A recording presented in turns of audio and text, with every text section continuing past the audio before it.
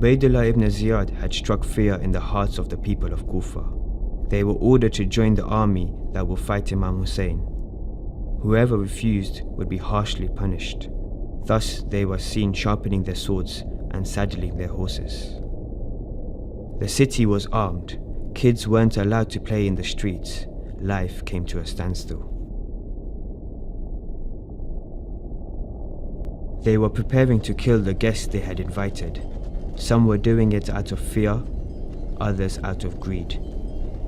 There was also those who believed that they were commanded by Almighty Allah to obey the ruler, even if it meant slaughtering the grandson of the Holy Prophet. They were the same people who had promised Muslim ibn Aqil that they would support Imam Hussein, but they had now drawn their swords against him. Their guest Imam Hussein was only a few stops away from Kufa.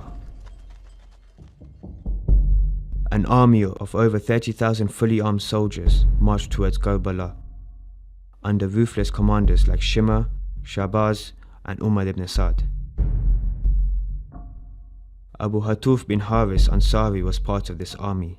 After reaching Karbala, the soldiers immediately took their positions, surrounding the caravan of Imam Hussein. After seeing his friends, women and children trapped, the Imam too ordered his companions to take their positions.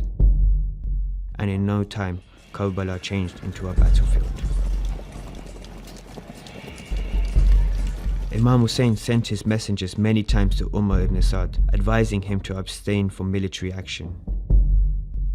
He introduced himself and his special status before Allah, and warned Umar of the severe consequences of his actions.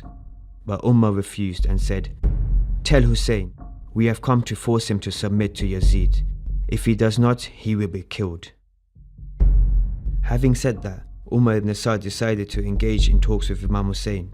He accepted Imam Hussein's request to meet at a mutually agreed place.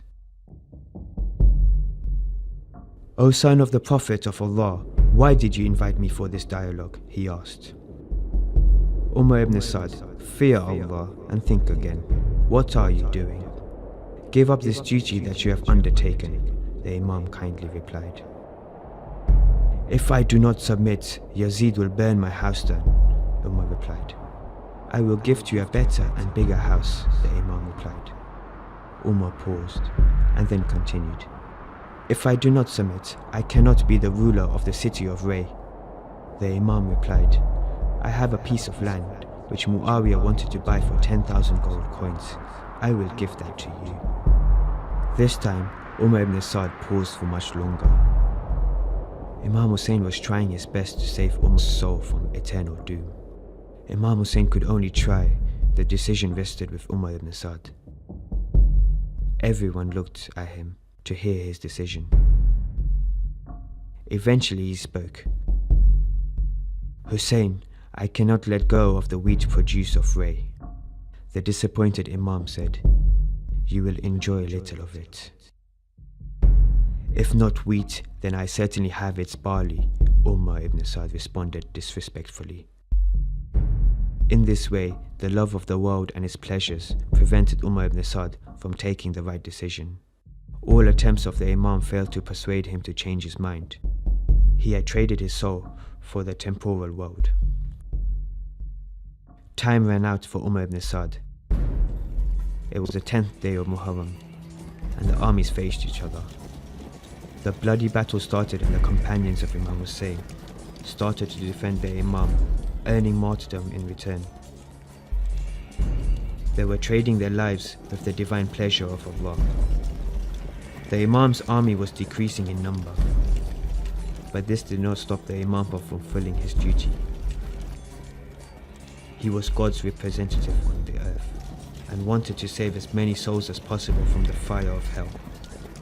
He would again and again warn and advise the enemy to choose heaven over hell.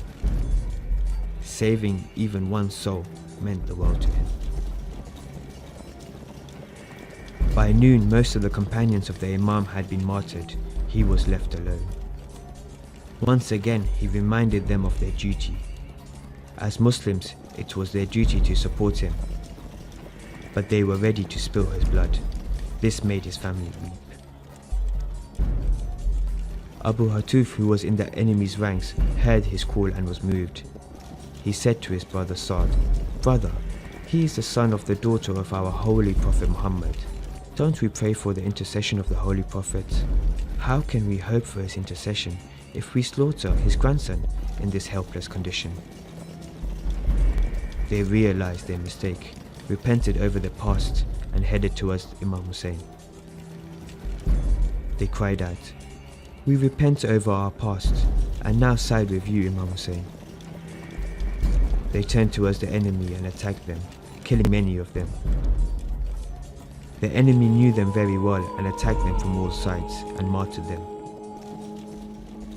Abu Hatoof and his brother Saad managed to save their souls in the last moments of their lives.